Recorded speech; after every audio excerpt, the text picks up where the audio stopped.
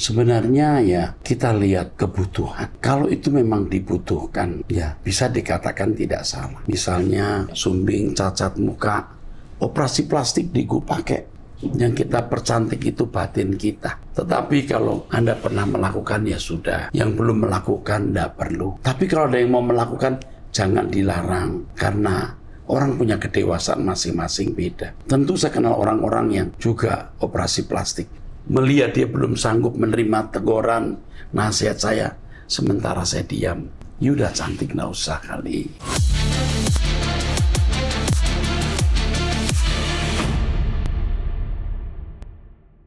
Salam saudara, kembali kita mengikuti Abam, masuk episode 1196.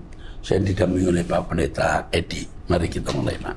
Baik, Pak. Dari seorang pria usia 21 tahun, status belum menikah, tinggal di Jakarta, salah satu jemaat GSKI.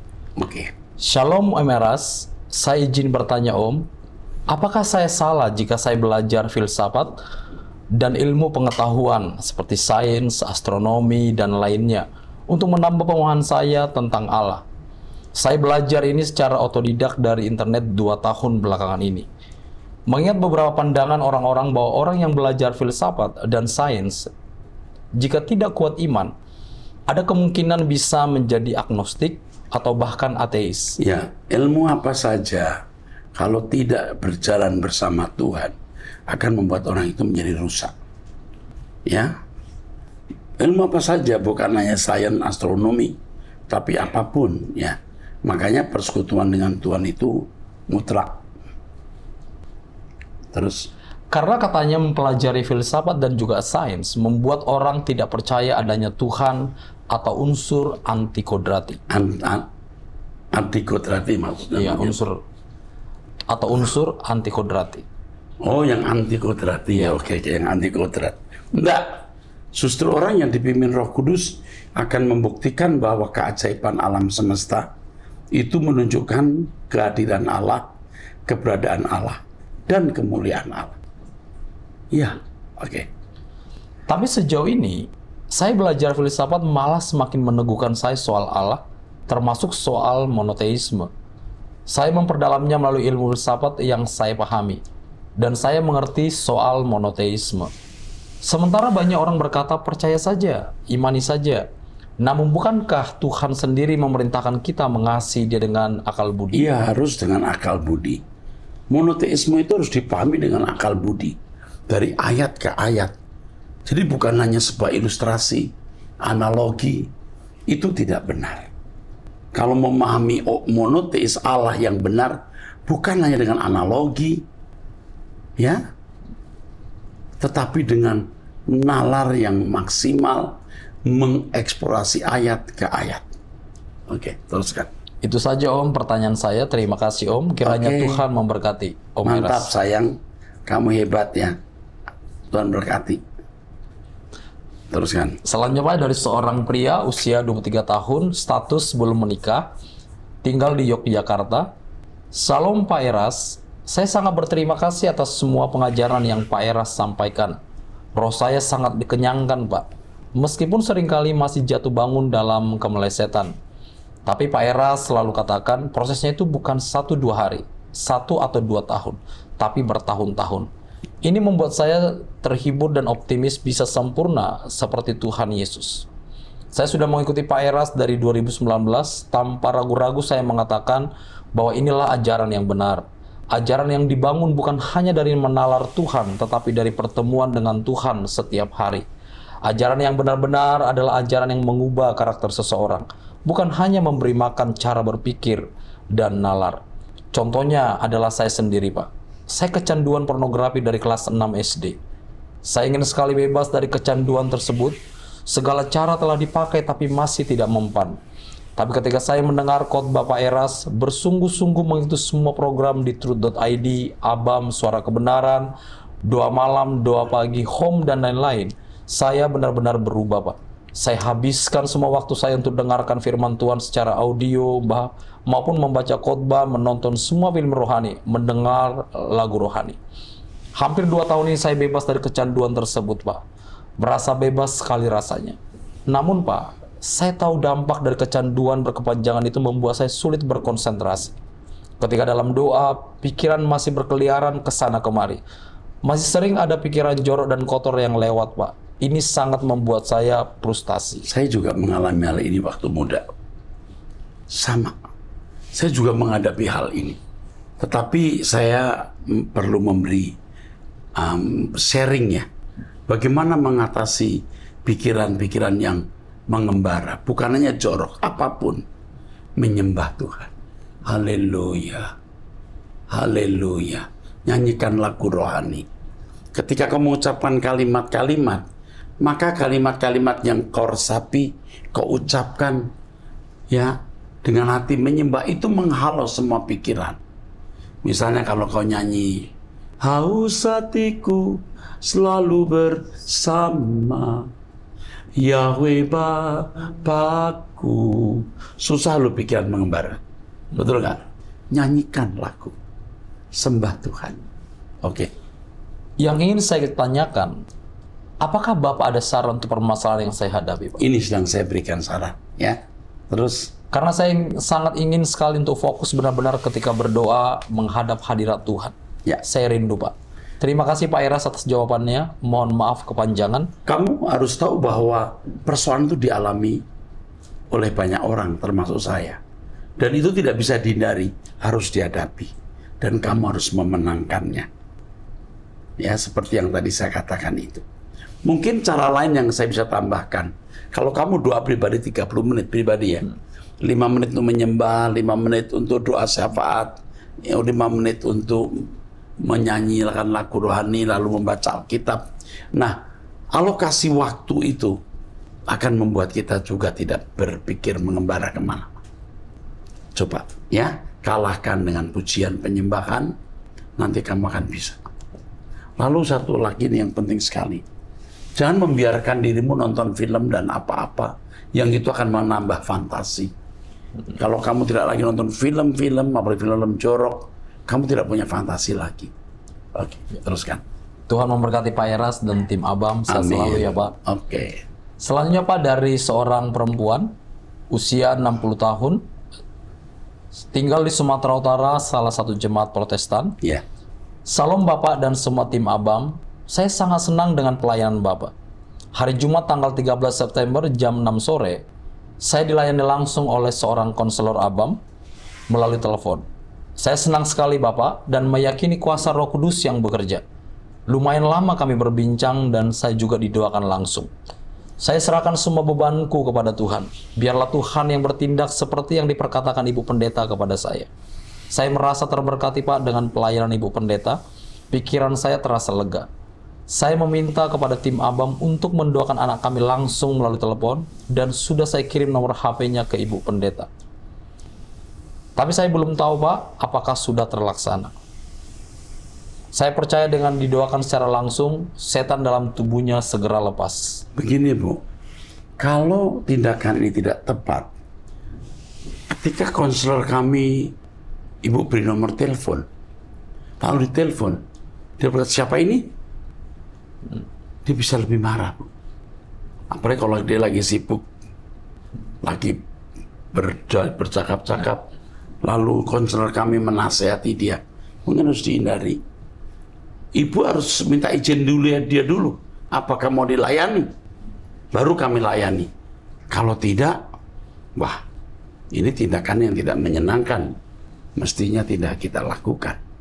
Ya, ibu yang harus menjadi berkat. Oke, teruskan. Saya percaya Bapak sebagai perpanjangan tangan Tuhan untuk menjamah anak kami. Itulah harapan saya Pak. Kiranya ada info kepada kami jika Bapak Pendeta Erastus berkunjung ke Medan. Terima kasih ya Bapak Pendeta kami yang sangat kami cintai. Sehat-sehat Bapak, keluarga dan semua tim pelayanan. Saya merasa terberkati dengan pelayanan Bapak. Tuhan Yesus memberkati kita semua. Amin. Jadi kalaupun saya datang ke Medan, ya, anak ibu paksa ketemu misalnya. Kalau anak ibu tidak mau, itu malah justru kontraproduktif. Ibu yang harus melayani pribadi, membuat pendekatan secara bijak. Nah, itu saja yang saya harapkan ibu lakukan. Usahakan ibu menyentuh anak ibu sendiri. Oke. Selanjutnya Pak, dari seorang pria usia 17 tahun, status belum menikah, tinggal di Jawa Tengah. Shalom Om Eras, saat saya mendengarkan replay dari Love Conference The Weather Project, Om beberapa kali berkata jangan menggerakkan cinta sebelum waktunya. Lalu bagaimana cara mengetahui waktunya yang tepat itu? Waktunya yang tepat itu yang pertama logika dulu. Usiamu 17 tahun. Kau menikah usia berapa? 27 misalnya paling cepat itu. Kau mesti pacaran baru usia 25, 26, 24. Ketika kamu sudah dewasa dan bisa membedakan orang yang cocok jadi pasanganmu dan yang tidak cocok. Saat itu pula kamu sudah dewasa rohani dalam pimpinan Roh Kudus untuk bisa menentukan siapa jodoh yang tepat untuk kamu bagi kemuliaan Allah. Itu waktu yang tepat. Oke, teruskan. Lalu saya ingin melanjutkan studi di Eropa dengan Dharma Siswa atau program beasiswa ke luar negeri. Saya membawa hal ini dalam doa saya dan meminta Tuhan memberikan jalan atau pertanda jika Tuhan berkehendak. Apa yang saya lakukan ini tepat? Usahakan. Semua harus begini, kita harus maksimalkan semua potensi. Kalau kau punya kerinduan seperti ini, bawa kepada Tuhan. Tuhan belum tentu melarang. Kalau itu membahayakan kamu, pasti Tuhan larang. Tapi kalau tidak, usahakan. Kamu perlu usaha keras untuk bisa mendapatkan dharma siswa ini. Oke. Terus dan jika Tuhan tidak menghendaki kemauan saya, apakah berarti semua jalan menuju Dharma Siswa akan tertutup, Om?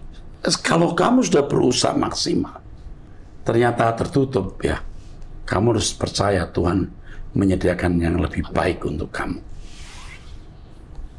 Terus. Saya tidak hanya berdoa, tapi juga berusaha dengan mencari itu informasi. Bagus. Ya, terus. Dan mempelajari bahasa tempat tujuan saya. Ya, udah. Lakukan itu. Itu berkenan kepada Tuhan. Lakukan. Kau masih muda, Tuhan memberi banyak pilihan. Pilih dan maksimalkan di bidang itu. Oke. Selanjutnya Pak, dari seorang wanita usia 53 tahun, status menikah, memiliki 3 anak, tinggal di Jawa Barat, salah satu jemaat Protestan kesukuan. Ya. Salam Bapak Ibu tim Abam, perkenalkan saya berbagi isi hati saya yang selama ini belum terungkap. Dimulai dengan firman-Nya yang berkata, berbahagialah orang yang haus dan lapar akan kebenaran, maka engkau akan dipuaskan. Ketika saya ditantang oleh suami untuk mendengarkan khotbah Pak Eras yang khotbahnya sangat keras, tegas, dan benar, saat itulah saya makin belajar akan arti kehidupan yang nyata sebagai kitab terbuka. Semakin hati saya mencari-cari Tuhan, semakin hati ini menggebu-gebu pula untuk mencari harta yang terpendam. Dulu saya sering mengikuti seminar di Mall Arta Gading bersama anak dan suami, namun meninggalkan anak saya yang berkebutuhan khusus. Saya relakan demi suara kebenaran yang terus membakar gairah kami. Suami selalu membeli buku-buku dari Pak Eras. Itulah harta karun kami. Hingga banyak buku yang sudah dibeli. Berjalannya waktu, semakin terbiasa dengan khotbah Pak Eras yang hatinya lembut. Saya sangat memahami banyak sekali perubahan atau pertumbuhan iman saya. Pada akhirnya saya menjadi sepaham atau crack dengan Pak Eras.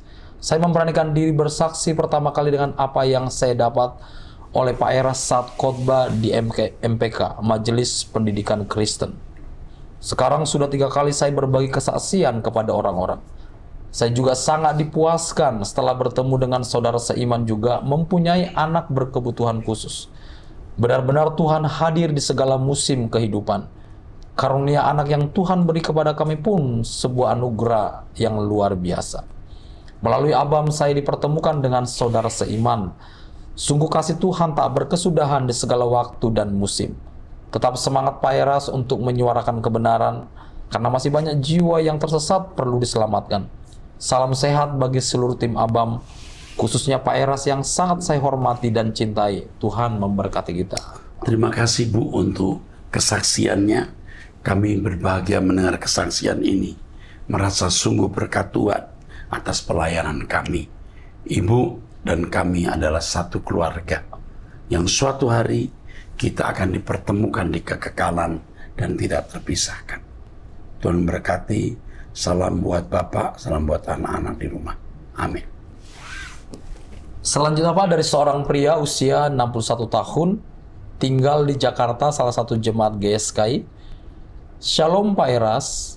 Pertama saya ingin mengucapkan terima kasih atas bimbingan Pak Erastus dan semua tim GSKI Rehoboth yang sangat memberkati hidup saya melalui doa pagi dan semua acara Truth.id di YouTube. Saya terkena kanker stadium 4. Ada benjolan di daerah paru-paru, di area paru-paru, dan sudah menempel dengan tulang iganya. Saya bolak-balik berobat di rumah sakit sudah beberapa kali, Pak. Apakah langkah yang harus saya lakukan setiap hari untuk lebih mempersiapkan kematian saya di usia senja 61 tahun ini, Pak? Saya berharap melalui penyakit ini justru dapat memberikan kesembuhan rohani, supaya saya bisa berlari lebih dekat kepada Bapak. Mohon dukungan doa, masukan, dan bimbingan dari Pak Erastus. Mohon maaf merepotkan Bapak. Terima kasih banyak, Pak. Tuhan Yesus memberkati, Pak. Yang pertama, Bapak tidak boleh tidak semangat. Kanker stadium akhir bukan masalah sama sekali bagi Tuhan. Percaya masih ada mujizat. Amin. Yang kedua, harus ada usaha untuk mengurangi penyebaran kanker dengan pola makan yang baik. Ya, yang ketiga, tentu berobat jika Tuhan memberi biaya. Jika tidak, tentu pakai cara lain yang Tuhan akan tunjukkan. Tuhan tidak mungkin memberikan pencobaan melampaui kekuatan kita. Yang penting Bapak semangat mencari Tuhan. Opsi yang utama dan pertama yang kita lakukan sekarang haruslah ini, menantikan mujizat Tuhan. Oke, teruskan. Selanjutnya Pak, dari seorang wanita usia 36 tahun, status menikah, tinggal di Jawa Timur, salah satu jemaat GSKI. Shalom Pak Eras yang saya kasihi dan hormati. Jadi begini Pak, kemarin ada tetangga yang menyuruh ibu saya untuk beli sapu agar dipasang di kamar karena katanya ada hantu di atas rumah kami. Saya menolak Pak, tapi besoknya tetap dibelikan dan dengan kata-kata sapu itu sudah ada isinya. Saya emosi Pak. Saya datangi tetangga itu dan berkata, saya tidak mau mengkhianati Tuhan saya dengan melakukan ini. Dan kemarin juga saya sudah bilang, tidak mau kan? Memang Bapak itu sudah sepuh Pak. Jadi saya sungguh menahan diri agar tidak sampai berteriak. Tapi saya yakin gestur dan mimik muka saya menunjukkan saya marah. Setelah kejadian itu, Bapak tersebut menghindari saya dan saya tidak disapa. Saya juga jadi tidak enak hati karena selama ini kami akrab. Tetapi saya merasa harus menarik garis tegas dalam hal ini, Pak. Karena ibu saya kadang juga bertoleransi dalam hal ini. Suami mendukung saya, katanya kita usir setan dengan kekudusan dan doa puasa. Tapi sayangnya, orang di sekeliling kita tidak mendukung keputusan kami. Bagaimana menurut Bapak? Apakah keputusan saya tepat? Bagaimana dengan saya yang jadi didiamkan oleh Bapak tersebut, Pak? Mohon maaf kalau pertanyaan saya sedikit panjang, Pak. Terima kasih, Pak. Tuhan Yesus memberkati Bapak dan seluruh keluarga. Kita harus menarik garis tegas dalam hal ini, tapi tidak menarik garis kasar. Menarik garis keras harus, garis tegas ya, kasar enggak. Cara Bapak, ini bukan Bapak Ibu ya, cara kamu bicara kepada tetangga ini, itu salah. Bisa saja disebabkan oleh kemarahanmu terhadap mama, ibu, yang toleransi terhadap hal-hal perdukunan. Jadi mestinya kamu kembalikan, Pak, matur nuwun. Terima kasih Bapak perhatiin saya. Saya kebetulan sudah punya jimat sendiri. Saya sudah punya kuasa yang bisa menolong saya menghindarkan malapetaka. Matur nuwun ya Pak, terima kasih ya Pak. Sambil membawa pisang sesisir atau nasi bungkus 2 apa? Cukup tidak dengan cara seperti itu. Itu kasar, Bu. Itu nggak boleh. Jangan memusuhi dia. Kalau bisa temuin dia, katakan, Pak, mohon maaf Pak atas kekasaran saya kemarin. Saya tidak bermaksud begitu mestinya. Gitu. Ya. Oke? lakukan itu. Tuhan berkati. Selanjutnya Pak, dari seorang wanita usia 48 tahun, status menikah, tinggal di Jakarta, salah satu jemaat GSKI. Salam Pak Eras, saya mau bertanya, kalau orang merubah wajah dengan operasi plastik, seperti yang ramai sekarang ini, seperti operasi hidung dan lain-lain, apakah berdosa Pak? Terima kasih Pak. Sehat-sehat selalu Pak Eras dan tim, God bless you. Sebenarnya ya, kita lihat kebutuhan.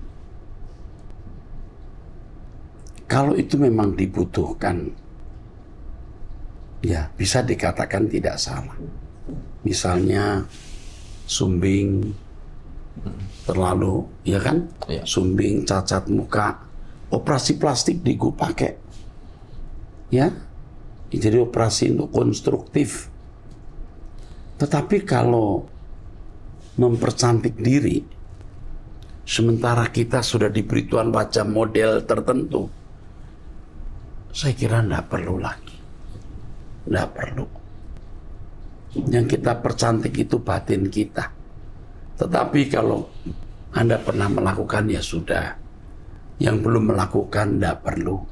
Tapi kalau ada yang mau melakukan, jangan dilarang. Karena orang punya kedewasaan masing-masing beda. Tentu saya kenal orang-orang yang juga operasi plastik. Kalau saya melihat dia belum sanggup menerima teguran, nasihat saya, sementara saya diam. Atau menunggu Roh Kudus bicara apa. Apakah masih perlu secantik ini operasi plastik misalnya gitu. Ya, udah cantik nggak usah kali. Sebab operasi plastik juga punya dampak. Ya, punya efek di kemudian hari. Jangan main-main. Jangan lakukan bila mungkin ya. Oke, teruskan. Selanjutnya Pak, dari seorang wanita usia 47 tahun, status menikah, memiliki satu anak, salah satu jemaat GSKI di Sumatera Utara. Ya. Salam Bapak Gembala kami yang terkasih. Puji Tuhan setelah Bapak mendoakan penyakit tiroid saya, ketika saya di USG yang tadinya bengkak sekarang mulai mengecil. Semuanya saya lakukan dengan pola hidup sehat dan sambil terus berjuang hidup suci. Memang hormon saya belum stabil Pak, karena penyakit ini tingkat kecemasan tinggi. Saat ini saya lagi berjuang untuk lebih sungguh-sungguh doa pagi, doa puasa, dan doa pribadi mengikuti semua program truth.id. Ya. Tolong doakan saya Pak, agar jiwa saya sembuh dari kecemasan, dendam, ketidaktulusan, kesombongan, dan penyakit saya juga sembuh. Ya, kalau kamu sudah sadar kelemahan itu, kamu harus tanggulangi. Seperti kamu punya kelemahan tiroid atau penyakit mah misalnya, kamu tanggulangi kan? Sama dengan kalau kita punya penyakit mental, penyakit rohani, penyakit jiwa, penyakit watak ini. Tanggulangi. Jangan hanya, aduh saya punya kelemahan. Tanggulangi. Lakukan usaha untuk menyembuhkan atau membuang. Dan itu yang namanya menyangkal diri. Oke, teruskan. Saya mau bertanya Pak, saya punya abang yang sudah meninggal pada tahun 2021 karena COVID, dan dia dimakamkan di Jawa Barat. Dia pernah menikah namun dia tidak punya keturunan dan istrinya menikah lagi sewaktu mereka di Amerika. Istrinya meninggalkan warisan untuk ibu kami yang berusia 78 tahun berupa rumah di daerah Jawa Barat. Kami sudah dapat sertifikat, tapi ibu kami belum berpikir untuk menjual. Dia juga ada tanah di Kalimantan Barat seluas 3 hektar. Surat masih akta jual beli. Tanah ini terbengkalai karena kami tidak tahu letaknya dan tidak punya dana untuk menyelesaikannya. Tanah perkebunan di Jawa Barat juga masih akta jual beli. Anak-anak dari ibu kami hanya tinggal saya dan abang saya yang hidupnya pas-pasan. Saya, suami dan anak saya menumpang di rumah ibu kami karena ibu tidak ada yang menemani. Pikiran ibu terus ke tanah yang ada di Jawa Barat dan kuburan abang kami yang rencananya mau dipindahkan ke Medan. Tapi belum ada dana karena tanah yang di Jawa Barat belum terjual, sehingga ibu saya bolak-balik Medan dan Jawa Barat. Kami kasih saran agar tidak perlu dipindahkan kuburannya. Namun ibu tidak mau Pak. Kedua hal ini merisaukan kami Pak, karena dia sudah tua dan kami tidak mungkin terus menemaninya ke Jawa Barat. Selain karena kekurangan dana, kami juga mencari nafkah, jualan warung, dan punya keluarga di mana anak-anak kami masih sekolah di Medan. Untuk masalah ini, apa yang harus kami lakukan, Pak? Yang pertama, jangan larang ibumu memindahkan makam. Ibumu belum punya kedewasaan seperti kamu. Ya, kamu menasehati, kau bicara lembut, tapi jangan kasar dan keras. Yang kedua, bujuk ibu untuk berbicara mengenai tanah dijawab, rumah di Jawa Barat itu dijual. Kalau kamu bisa bolak-balik ke Jawa Barat, ibumu harus cari di mana tanah itu. Sedangkan di Kalimantan, saya tidak tahu atas nama siapa, sebab kalau atas nama suami nanti juga harus dicari istrinya. Kalau menjual nggak bisa sembarangan. Lalu tanahnya di mana? Coba letaknya di mana? Mungkin ada pendeta GSKI yang di Kalimantan bisa membantu menemukan di mana tanah itu. Jawaban cukup ya? Cukup. Oke, teruskan. Selanjutnya dari seorang wanita usia 24 tahun, status belum menikah, tinggal di Jakarta, salah satu jemaat GSKI.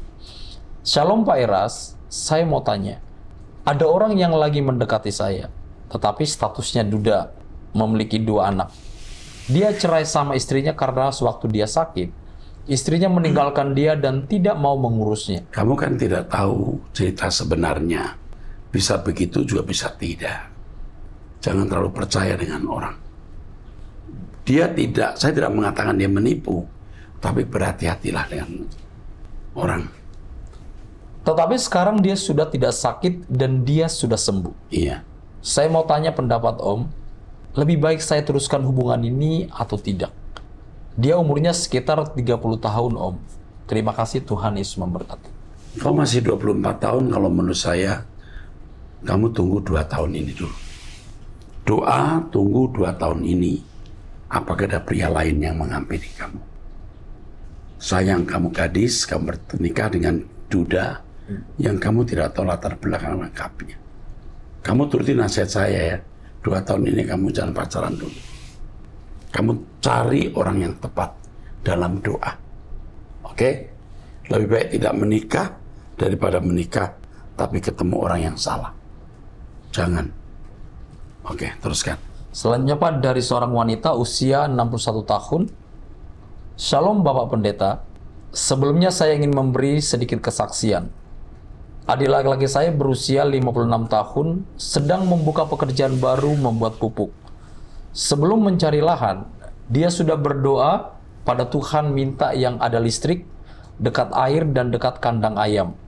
Dan adik saya merasa dituntun oleh Tuhan, sehingga menemukan sebuah ladang tepat seperti yang didoakan Pak. Setelah itu, dibangunlah bangunan sangat sederhana di ladang tersebut. Namun belum sampai pekerjaannya berjalan, adik saya terkena sakit stroke hingga matanya menjadi buram sampai sekarang. Akhirnya dia tidak bisa melanjutkan pekerjaan itu lagi. Ladang tersebut akhirnya terbengkalai selama 1 tahun. Ini sejak adik saya terkena stroke. Saat ini, adik saya jobless dan kondisinya tidak normal secara fisik. Matanya tidak bisa melihat dengan normal. Adik saya sering bertanya pada saya, apakah semua doa yang sudah dipanjatkan untuk minta ladang sesuai dengan apa yang Tuhan inginkan? Sesuai dengan yang diinginkan dan dikabulkan oleh Tuhan, hanya seolah-olah dari Tuhan, atau hanya emosi atau perasaan manusia saja. Demikian yang ingin ditanyakan. Mohon pencerahannya Pak Erastus. Terima kasih, Tuhan Yesus memberkati Bapak selalu. Firman Tuhan mengatakan hati itu tidak terselami. Kita tidak tahu motivasi terdalam adik ibu membuat usaha ini. Yang kedua, waktu dia bertanya, apakah benar tempat itu yang Tuhan tunjukkan? Adalah bodoh ya. Kalau orang menunjukkan suatu tempat, lalu orang itu menunjukkan tempat yang salah. Tuhan tidak seperti itu. Tuhan menunjukkan tempat, saat tempatnya ditemukan, ternyata dia sakit. Sama dengan salah langkah. Tuhan tidak pernah salah langkah. Jadi pasti ada sesuatu di balik ini yang adik ibu harus persoalkan dengan Tuhan. Adik ibu harus perkarakan dengan Tuhan untuk mendapatkan jawaban yang tepat. Saya tidak berani menghakimi, tapi kira-kira itu yang harus diperhatikan. Seandainya ini sekandang berhasil, dijadi kaya raya, apakah itu berkat? atau karena itu lalu dia menjadi lupa Tuhan, dia menjadi rusak. Tuhan lebih tahu dari apa yang kita tahu. Betul nggak? Terimalah keadaan dengan ucapan syukur, perkarakan apa maksud Tuhan di balik semua ini. Oke, sampai di sini kita akan lanjutkan di episode yang akan datang. Tuhan berkati.